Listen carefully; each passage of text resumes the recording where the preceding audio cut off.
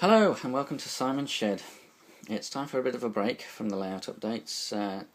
Something a bit different today. It's a review of a steam loco, and it's my first Dapol model.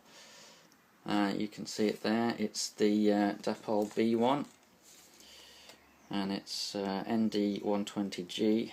The B1 in LNER green, running number 1252.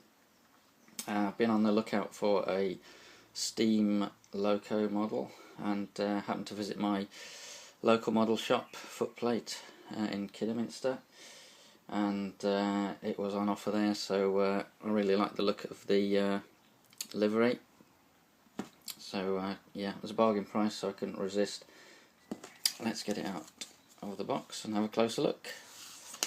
The B1 is known as the Antelope Class because a lot of the some of the locos are named after antelope. It's a Thompson designed loco and came into use about 1942, withdrawn in the 60s, and there are a couple of these preserved in real life. So what have we got?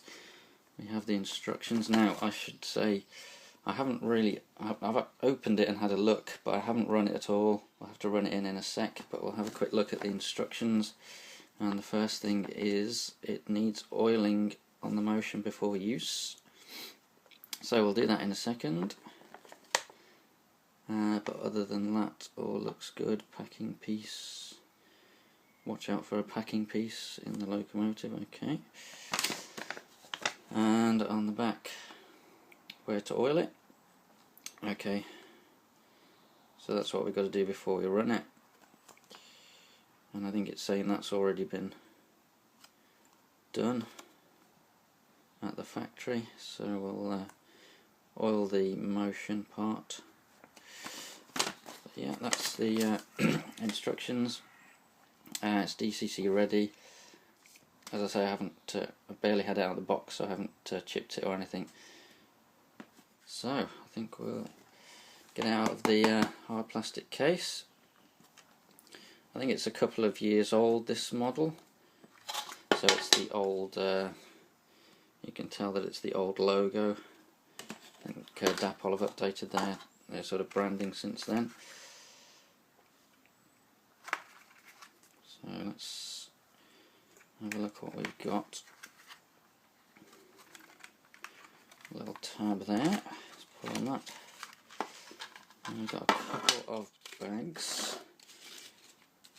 Now these must be spare traction tyres, because I did notice that it does use traction tyres on that set of wheels.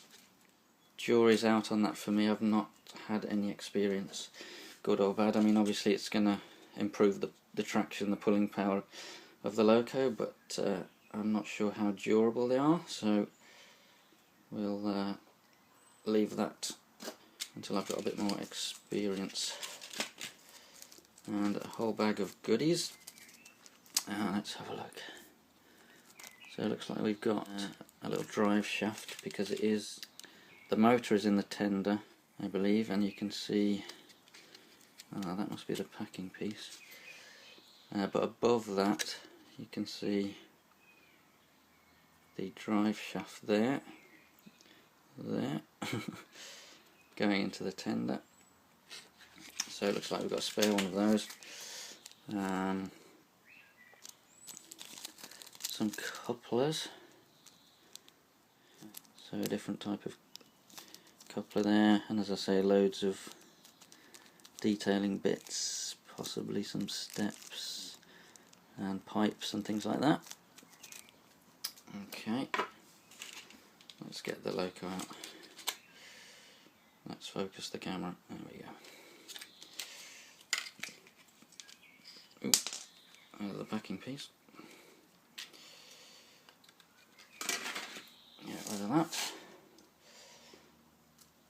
and show you the loco.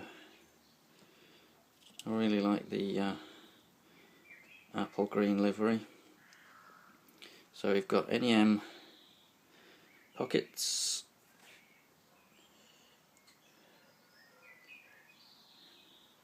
And we've got, as I say, tender drive, and you can see detailing in the cab. The coal load actually looks pretty good to me. Obviously it's just a plastic thing, but moulding, but it does look pretty good. But yeah, I really like the look of this. Apparently, as they were starting to be scrapped, some, rather than being scrapped, were the couplings were removed so they couldn't pull trains, and they were simply used to preheat passenger carriages, which seems a rather undignified end. So some tiny bits of detailing there, and the whistle, I guess, and valves on the top, and a separate rail down there, and you can see on the front also a really fine rail there. You can see a bit of a line along the top, it's quite faint, and the chimney is drilled out down to the boiler.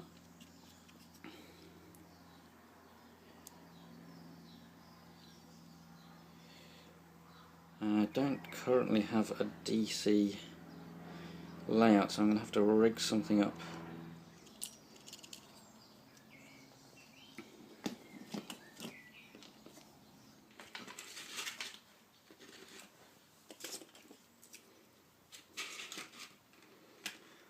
Right, oil, instructions, and a needle. So, as per the instructions, let's give it a drop of oil.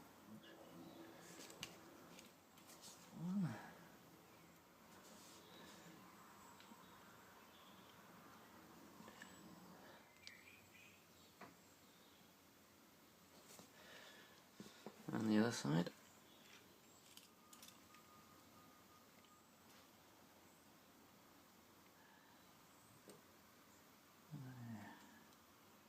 Okay, I've figured it out. So what I've done is screwed another connection into the terminal block under the main layout with the right plug for the backman controller. So I'm going to plug that in, put her on the track and give her a test. Just going to use the railer, as it is a bit awkward to get her on with the floating bogie at the front. That looks good. There she is. Right, the moment of truth. Power on.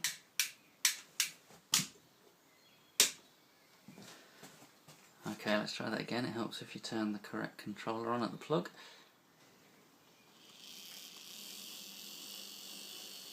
She works. I just let her do a circuit. What I'm going to do now is let her get up to running in speed and give her a good half hour, 45 minutes each way running in. So we're about there on the controller. She's a little bit jerky at the moment, but she is fresh out the box and she's DC. So let's give her a chance to run in first of all. But so far so good. Okay, she's running now. She's running a bit smoother.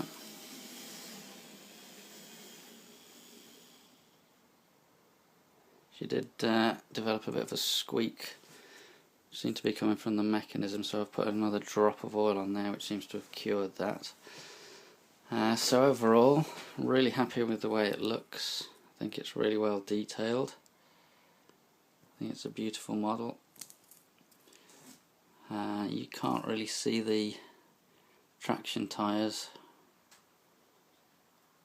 from a sort of normal viewing distance, and you can't really see the drive shaft,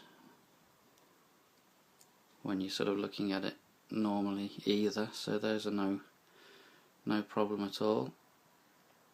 In terms of the running, she is a bit noisier than my other models. I think the more models I get, the more I realise how silky smooth the Class 24 is. I'll just do a comparison of the two to give you an idea. Here's the B1.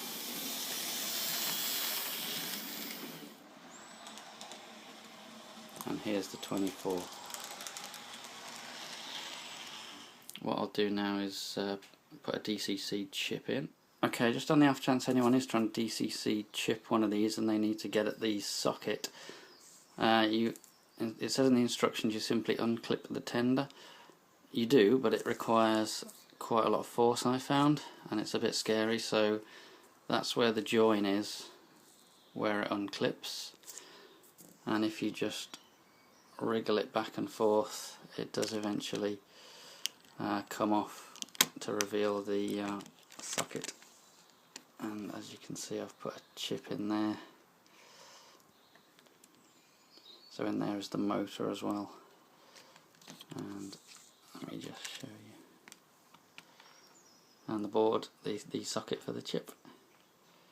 So let's see how she runs with DCC.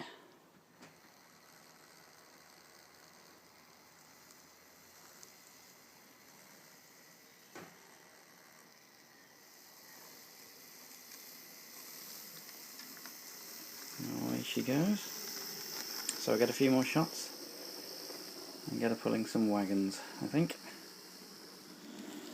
I did try it on first radius curves. Actually it doesn't go around those, it derails.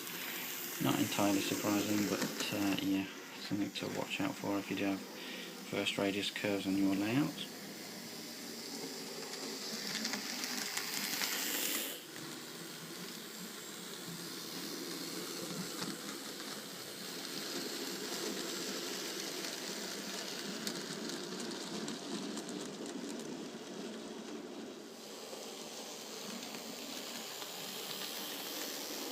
Thanks very much for watching. I will see you next time.